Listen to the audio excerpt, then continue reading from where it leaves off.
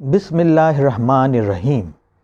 Dear students, lecture number 8 आज हम पढ़ेंगे। लेक्चर नंबर 8 में क्या पढ़ेंगे वो एक्सरसाइज 3.6 है और रिव्यू एक्सरसाइज 3 है।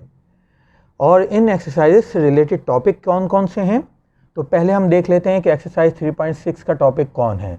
एक्सरसाइज 3.6 के सिर्फ 2 टॉपिक्स हैं। पहला टॉपिक है adding, subtracting and multiplying the numbers with different basis. हम डिफरेंट बेसिस के नंबर्स को प्लस, माइनस और मल्टीप्लाई करना सीखेंगे और ये पहला टॉपिक है 3.6 का। और इसके लिए मैं क्वेश्चन नंबर 4 आपको 4 के ज़रिए ये काम सिखाऊंगा, ये कॉन्सेप्ट सिखाऊंगा। और ये जो पहला टॉपिक है 3.6 का, इससे क्वेश्चन नंबर 1 to 5 ये 5 सवाल सेम मेथड के हैं। आप एक सवाल के ज़रिए 5 सवाल इजीली समझ सकते हैं।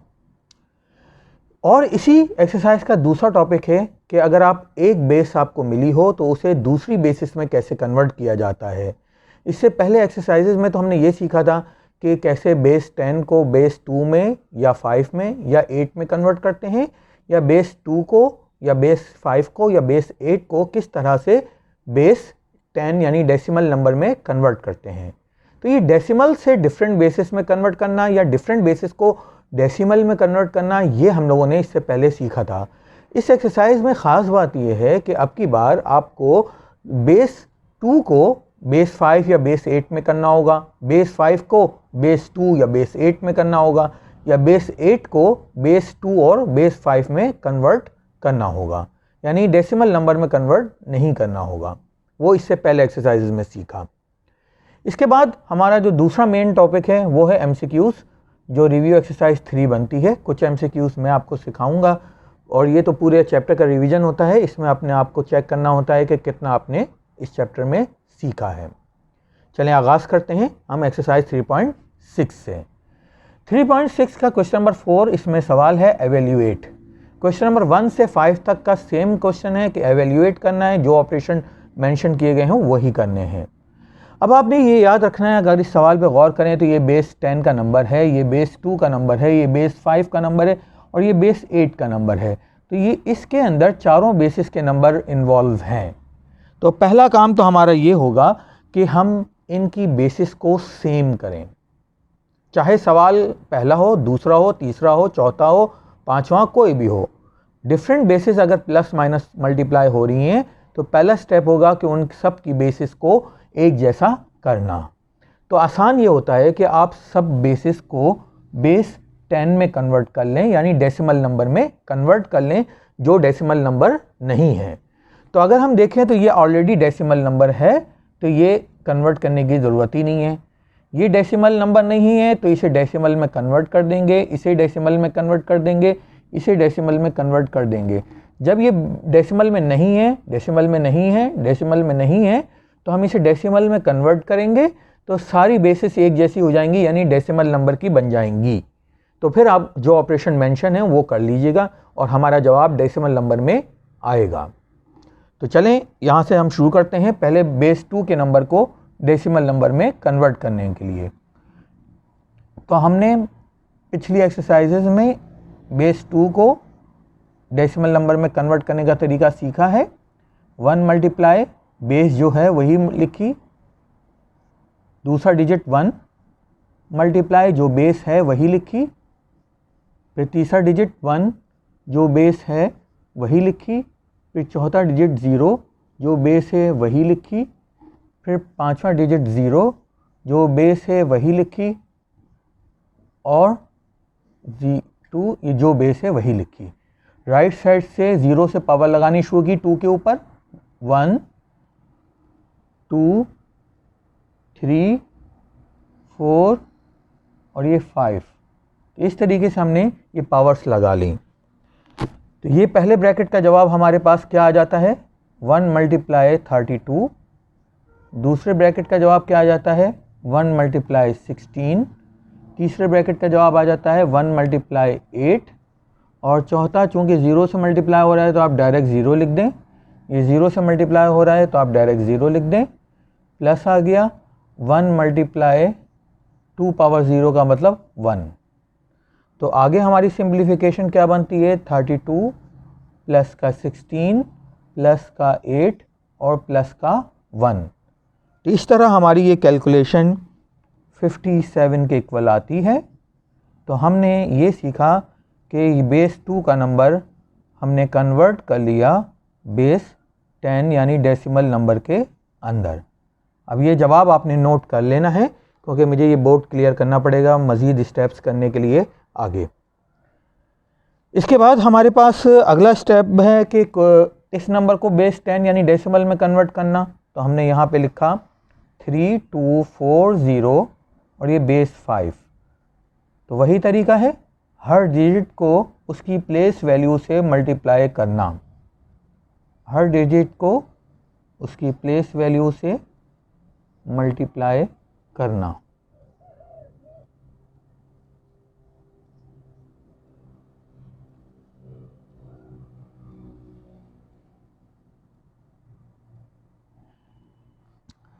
तो ये हमारे पास बन जाता है 3 मल्टीप्लाई 125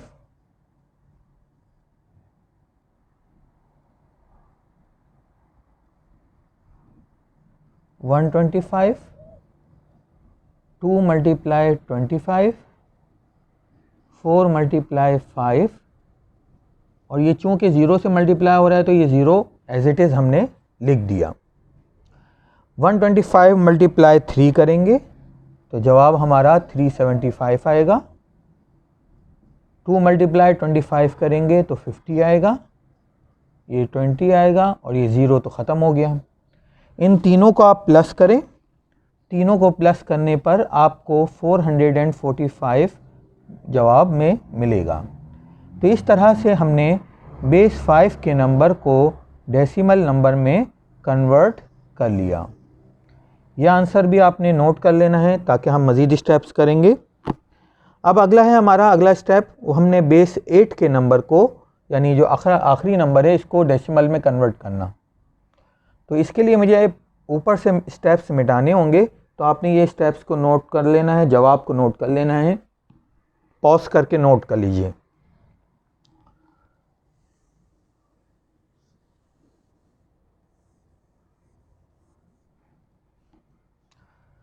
अब अगला स्टेप है कि 1041 को हमने डेसिमल में कन्वर्ट करना है। तो हर डिजिट को उसकी प्लेस वैल्यू से मल्टीप्लाई करेंगे। तो 8 जो बेस है वही लिखी, अगला डिजिट 0 जो बेस है वही लिखी, प्लस 4 मल्टीप्लाई 8 और प्लस 1 मल्टीप्लाई 8 और 0 1 ये 2 ये 3। तो ये 1 की प्लेस वैल्यू ये है, 0 की प्लेस वैल्यू ये है, 4 की प्लेस वैल्यू ये है, 8 की प्लेस वैल्यू ये है। अब इसकी कैलकुलेशन करते हैं। आप 1 को मल्टीप्लाई 8 पावर 3 बना 512, 0 मल्टीप्लाई हो रहा है तो जवाब 0 ही आएगा। 4 मल्टीप्लाई 8, 8 पावर 1 का मतलब 8 और 1 मल्टीप्लाई 1, 8 पावर 0 का मतलब 1। तो ये बना 512 एज इट इज़ 32 और प्लस का 1। ये कैलकुलेशन आप करें तो आपको मिला जवाब 1041 जो बेस 8 का नंबर है वो कन्वर्ट हो गया 545 में। तो अब हमें इन तमाम जो नंबर हमें सवाल में डिफरेंट बेसिस के दिए हुए थे, हमने सबकी बेसिस को एक जैसा बना लिया है। ये भी बेस 10 बन गया, ये ऑलरेडी बेस 10 था, ये भी बेस 10 बन गया और ये भी बेस 10 में कन्वर्ट हो गया। अब ये तमाम जवाब आपने नोट कर लेने हैं। तो हम अगले स्टेप के लिए बोर्ड में क्लियर करूँगा, आप पॉज करके तमाम स्टेप्स को नोट कर लें।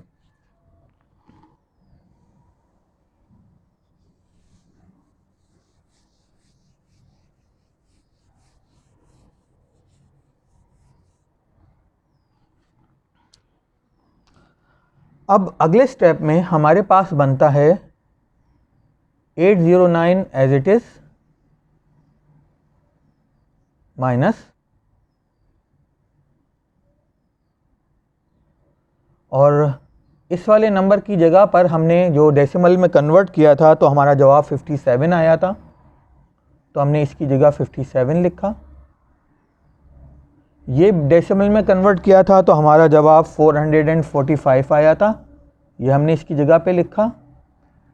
और ये वाला नंबर जब हमने डेसिमल में कन्वर्ट किया था तो हमारा जवाब 545 आया था, ये हमने लिख लिया। अब आप लोग इन तीनों को कैलकुलेट करें। जब तीनों को कैलकुलेट करेंगे तो आपका जवाब 157 आएगा। जब आप इन दोनों को माइनस करेंगे तो आपका जवाब 652 आएगा। इस तरह से हमने अपने दिए हुए सवाल का सॉल्यूशन कर लिया। इसका रिपीट कर रहा हूँ, एक फाइनल स्टेप दोबारा से रिपीट कर रहा हूँ। ओवरऑल में रिपीटेशन कर रहा हूँ। इसमें यह है कि डिफरेंट बेसिस को हमने प्लस माइनस किया इस सवाल के अंदर। इसका तरीक़ाकार ये रखा कि सबकी बेसिस को एक जैसा बनाया और हमने सबको डेसिमल नंबर में कन्वर्ट कर लिया जो डेसिमल नंबर में नहीं थे। तो जो डेसिमल नंबर में नहीं थे वो ये और ये था, इनको डेसिमल नंबर में कन्वर्ट किया, ये जवाब आया, इनको आपस में कैलकुलेट किया तो ये फाइनली ये जवाब आ गया। तो हमारे दिए हुए सवाल का सॉल्यूशन हमने डेसिमल नंबर में जवाब हासिल कर लिया है। अब मैं इस एक्सरसाइज के दूसरे सवाल यानी क्वेश्चन नंबर 7 की तरफ आऊँगा। आप पॉज करके तमाम नोट कर लें अपनी मैथ की फेयर कॉपी के ऊपर।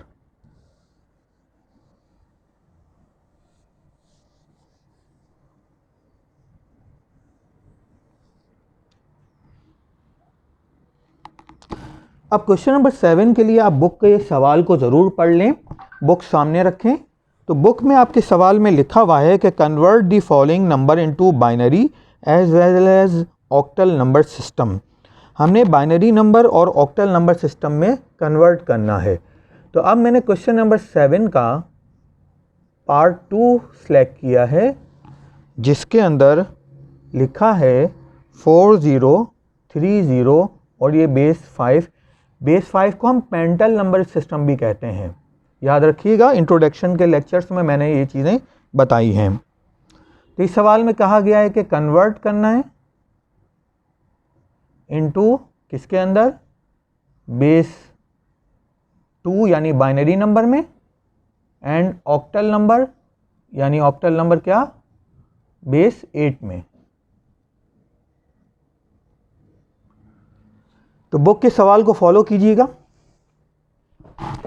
अब हमने बेस 2 में इसे कन्वर्ट करना है और ये बेस 5 में गिवन है। बेस 8 में कन्वर्ट करना है, ये बेस 5 में गिवन है। अब बेटा चाहे क्वेश्चन नंबर 6 हो या क्वेश्चन नंबर 8 हो या ये क्वेश्चन नंबर जो 7 है, जिस बेस में भी आपको नंबर दिया जाएगा आप उस बेस को पहले उस नंबर को डेसिमल नंबर में कन्वर्ट करेंगे। जब आप अपने दिए हुए नंबर को डेसिमल में कन्वर्ट कर लेंगे तो जो डेसिमल नंबर जवाब में आएगा उस नंबर को आप बेस 2 में और बेस 8 में या जिस बेसिस में आपको क्वेश्चन नंबर 6 और 8 में कहा गया है उस बेस में कन्वर्ट कर लेंगे। तो मेथड 6 का, 7 का और 8 का सेम है, कॉन्सेप्ट लॉजिक सेम है। तो सबसे पहले इसे बेस 10 यानी डेसिमल नंबर में कन्वर्ट करेंगे। 4030। अब हमने क्या किया, हर डिजिट को उसकी प्लेस वैल्यू से मल्टीप्लाई करेंगे।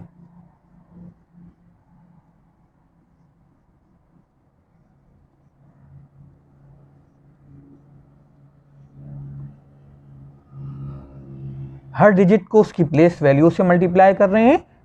तो बेस 5 थी तो बेस 5 लिखा और यहाँ 0 1 2 और ये 3।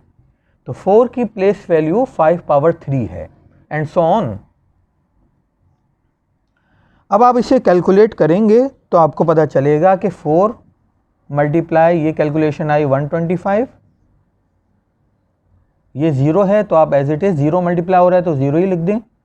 ये 3 5 15 क्योंकि 5 के ऊपर 1 पावर हो तो 5 ही कहलाती है और ये 0 है तो ये 0। तो 4 मल्टीप्लाई 125 बनता है 500 और ये हो गया 15, तो ये हमारे पास हो गया 515।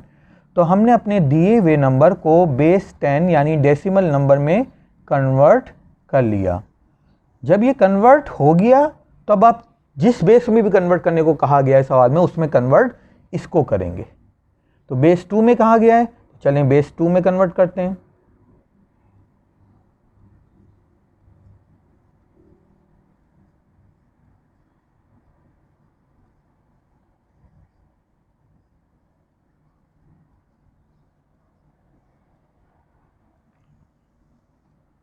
तो बेस 2 में कन्वर्ट करने के लिए हमने इस नंबर को लिखा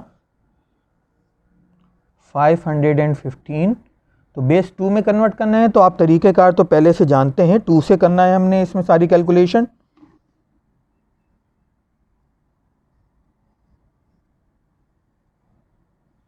टू 1 ज़ा 2, 2 2 ज़ा 4, 2 7 ज़ा 14,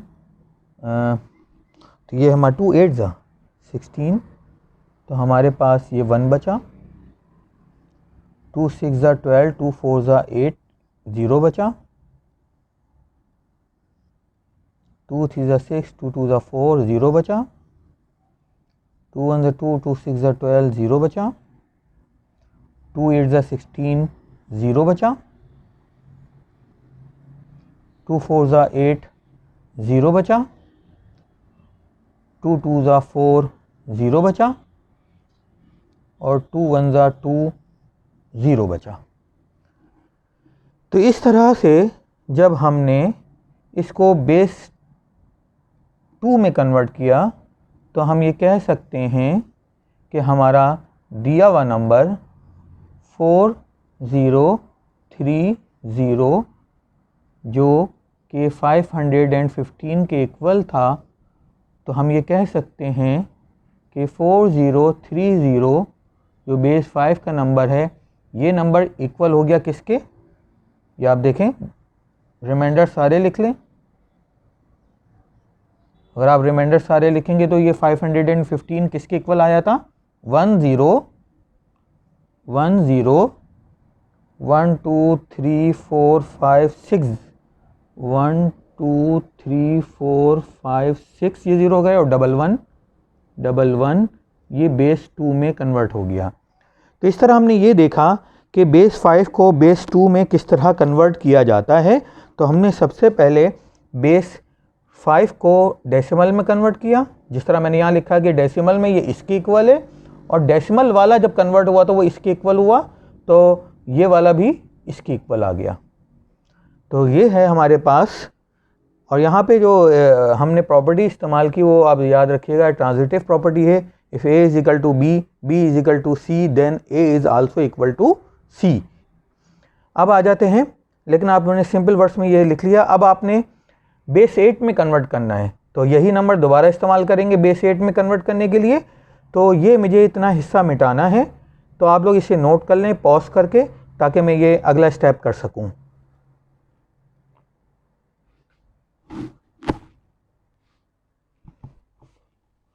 ठीक है, अब अगला स्टेप करते हैं। अब अगला स्टेप इसी के नीचे से होगा, इसके नीचे से होगा।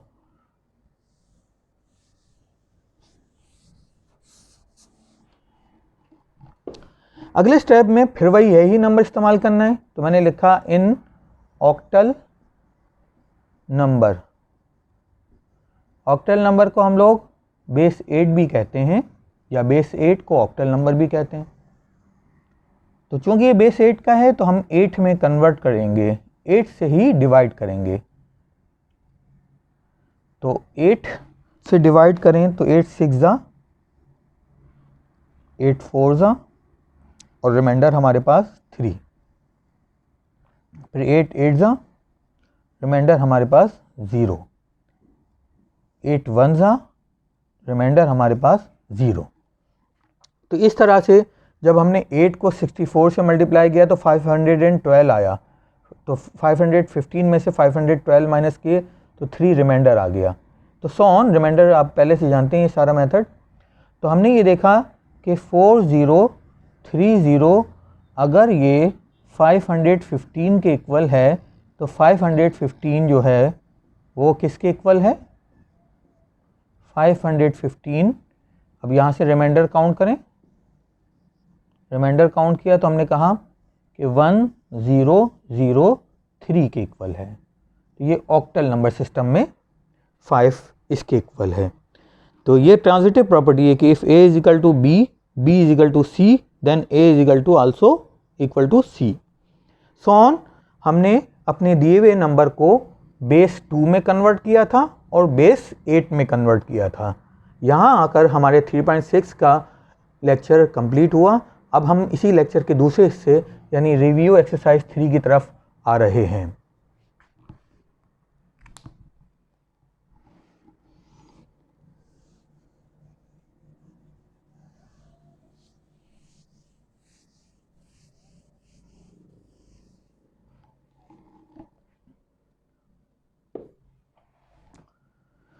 रिव्यू एक्सरसाइज 3 आपके बुक में मौजूद है।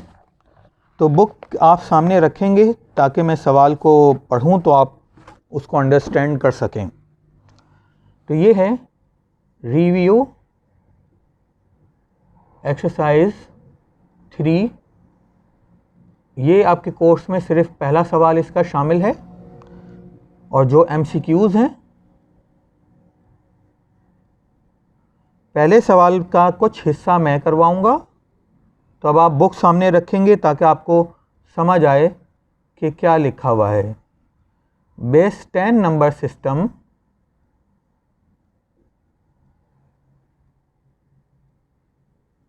ऑफ नंबर्स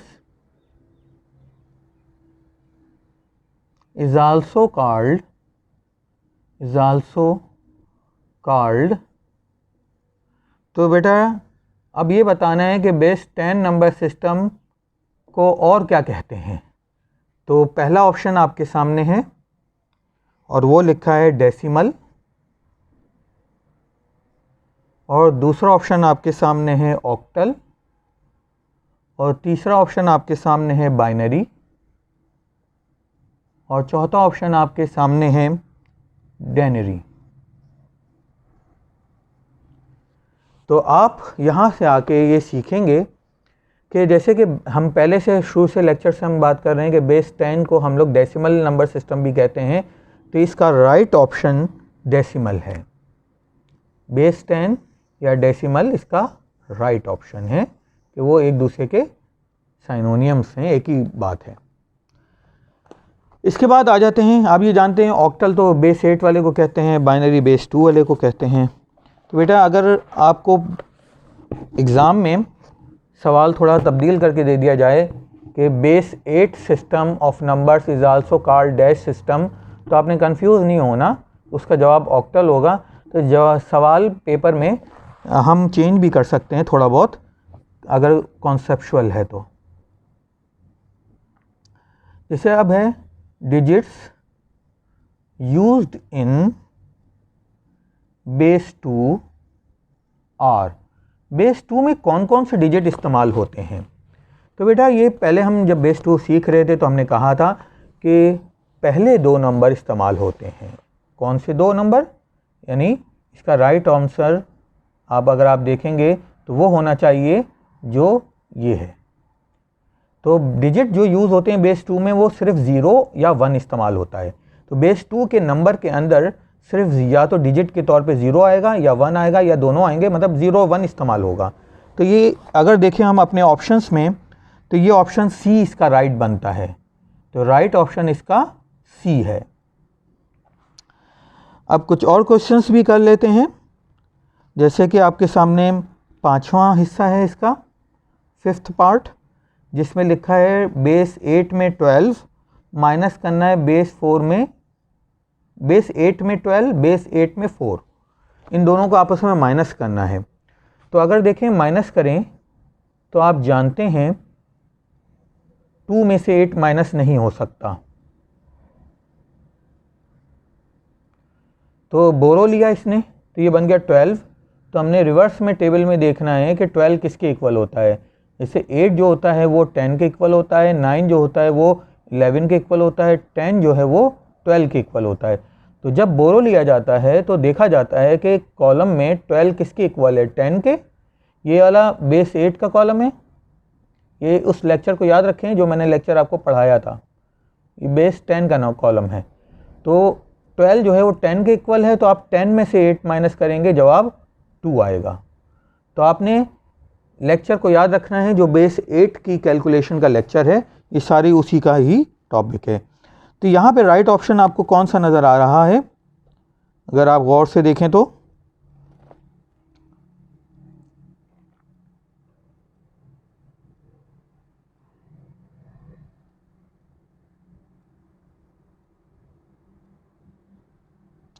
इसमें देखिएगा जो भी राइट ऑप्शन है वो आप देखें गौर से।